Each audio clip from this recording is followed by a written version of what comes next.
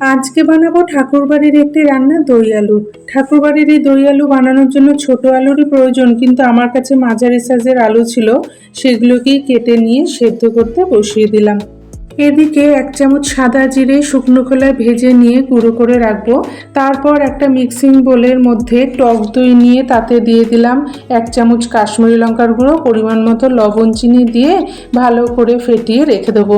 আলু সেদ্ধ হয়ে গেলে একটা বোলের মধ্যে নামিয়ে নিয়ে তাতে দিয়ে দিলাম নুন আর হলুদ।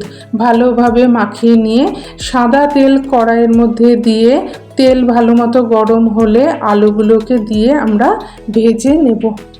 আলু ভাজা হলে দইয়ের যে মিশ্রণটা সেটাও আলুর মধ্যে ঢেলে দিয়ে ভালোভাবে আমরা কষিয়ে নেব ঢাকা চাপা দিয়ে। মশলা থেকে যখন ভালো মতো তেল ছেড়ে আসবে তখন সামান্য জল অ্যাড করে আবারও কষাতে থাকবো। অন্যদিকে একটা অ্যালুমিনিয়ামের পাত্রে নিয়ে নেব ঘি আর সামান্য হিং, সেটাকেও ভালো মতো নেড়ে চেড়ে আলুর দমের মধ্যে এই তরকাটা মিশিয়ে দেবো। এবার দিয়ে দেবো 3টে চেরা কাঁচা লঙ্কা। ভালোভাবে সব মিশিয়ে নিয়ে নামানোর আগে ভেজে রাখা জিরের গুঁড়ো দিয়ে আবারও সব ভালোভাবে মিশিয়ে নিয়ে ঢাকা দিয়ে স্ট্যান্ডিং টাইমে রেখে দিলেই তৈরি হয়ে যাবে আমাদের দই আলু।